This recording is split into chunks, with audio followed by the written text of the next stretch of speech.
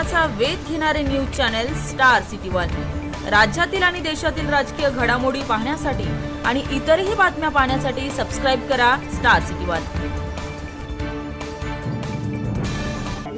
साहेब समोर बघा।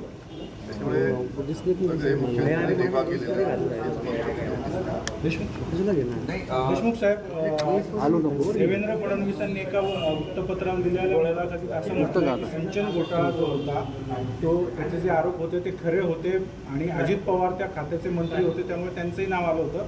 मात्र चौकशीमध्ये अजित पवारांचा त्याच्यामध्ये काही संबंध समोर आला। मी काय करू आणि मी शूट करतो, जगाला माहिती आहे की सिंचनाच्या बाबतीत मी पहिला आलेलो आहे, मला धक्काबुक्की करून त्याच्यानंतर अजितदादाची धावपळ झाली आणि लगेच ते राष्ट्रामध्ये सामील झाले। हे सगळे दुनियाला माहिती आहे।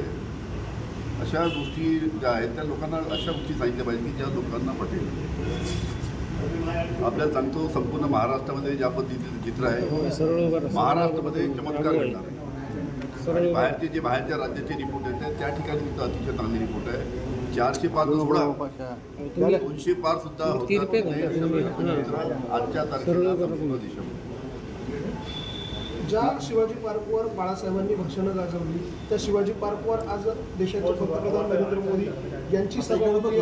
त्यांच्या या भाषणाचा त्या सभेचा काही परिणाम महाविकास आघाडीच्या उमेदवारांवर होईल असं वाटतं? करिश्मा काही होईल असं वाटतं? आमचं तर मागणी आहे की जेवढ्या जास्तीत जास्त नरेंद्र मोदी साहेबांच्या सभा महाराष्ट्रात होतील तेवढं आमच्या फेवरला वातावरण होईल। कारण की ज्या पद्धतीचं त्यांचं वक्तव्य येत आहे, मंगळसूत्र, हिंदू मुस्लिम, आता ह्या गोष्टी अशा गोष्टी माननीय पंतप्रधान जे बोलत आहेत ते दुःखाची गोष्ट आहे।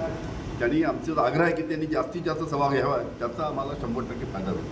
आमची मागणी आहे की नरेंद्र मोदी साहेबांनी अजून सभा घेतल्या पाहिजे, ज्याच्या माध्यमातून काँग्रेस, राष्ट्रवादी, शिवसेनेच्या उमेदवाराला उलटा फायदा होईल। अशा प्रकारचं चित्र आज महाराष्ट्रात आहे।